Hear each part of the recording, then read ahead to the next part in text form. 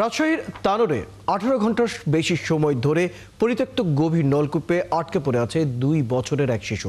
তাকে জীবিত উদ্ধারের চেষ্টা করছে ফায়ার সার্ভিস। আরও জানাচ্ছেন সহকর্মী রাশেদুল হক রুশু।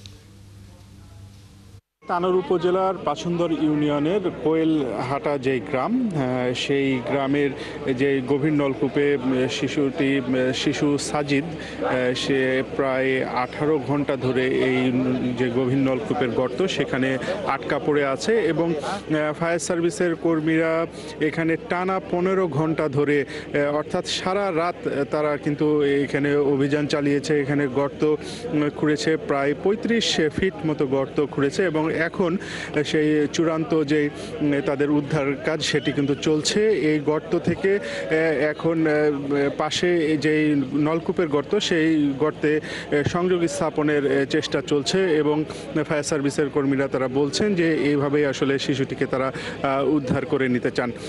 এর আগে সারা রাত ধরে 3টি এক্সক্যাভেটরের মাধ্যমে কিন্তু এই গর্ত করা হয়েছে এবং প্রায় 15 ঘন্টা ধরে, যেটি বলছিলাম যে এই গর্ত করতে 35 ফিট গর্ত খুঁড়তে কিন্তু প্রায় 15 ঘন্টা সময় পার হয়ে গেছে। সারা রাত 1 মিনিটের জন্যও এই যে মাটি খোঁড়ার কাজ বা উদ্ধার কাজ এটি কিন্তু বন্ধ থাকেনি, একটানা কাজ চলছে।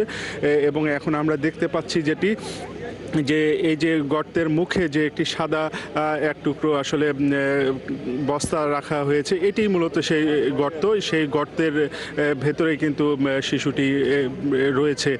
এই গর্তটি ফায়ার সার্ভিসের কর্মীরা যেটি বলছেন যে তারা এর ভেতরে ক্যামেরা প্রবেশ করিয়েছিলেন এবং তারা এখান থেকে যে মেজারমেন্ট পেয়েছেন প্রায় 35 থেকে 40 ফুট গভীর এই গর্তটি। এবং এই গর্ত থেকে শিশুটিকে প্রথমে আসলে গর্তের ভেতর থেকে বের করার চেষ্টা করে ব্যর্থ হয়ে এরপরে তারা সিদ্ধান্ত নেন যে পাশে এই গর্তটি খুঁড়ে সেই গর্ত থেকে একটি সংযোগ তৈরি করে শিশুটিকে বের করার জন্য। তো আসলে গতকাল যেটি জানিয়ে রাখি যে বেলা 1টার সময় শিশুটি তার মায়ের সাথে এই পথ দিয়ে যাচ্ছিল, এর মধ্যেই হঠাৎ করে এই গর্তের মধ্যে পড়ে যায় এবং এই গর্তটি হলো গভীর নলকূপের একটি পরিত্যক্ত গর্ত। 2 বছর আগে এইখানে গভীর নলকূপ স্থাপনের জন্য এই গর্তটি করা হয়েছিল, তবে পানির স্তর না থাকার কারণে এটি আবার বন্ধ করে দেওয়া হয়েছিল। এই নলকূপের মালিকের সাথে কথা বলে যেটি জানতে পেরেছি, তিনি বলছেন যে তারা এই গর্তটি ঢেকে দিয়েছিলেন, কিন্তু গত বন্যার সময় এটি পানির নিচে থাকার কারণে হয়তো সেই যে মাটি সেগুলো সরকে গিয়ে আবার গর্ত সৃষ্টি হয়ে গিয়েছিল। এই বিষয়টি কিন্তু তারা বলছেন। ফায়ার সার্ভিসের কর্মীরা এখন পর্যন্ত তারা আশাবাদী। আসলে এখানে যেই 2 বছরের শিশু সাজিদ, তার পরিবারের সদস্যরা আছেন এবং গ্রামবাসীরা আছেন, প্রত্যেকেই কিন্তু একটি আশা প্রকাশ করছেন।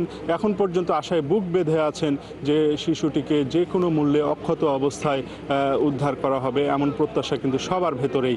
তো এই ছিল এখন পর্যন্ত আমার কাছে সর্বশেষ। বিস্তারিত পরবর্তী সংযোগে আবার জানিয়ে দিতে পারবো।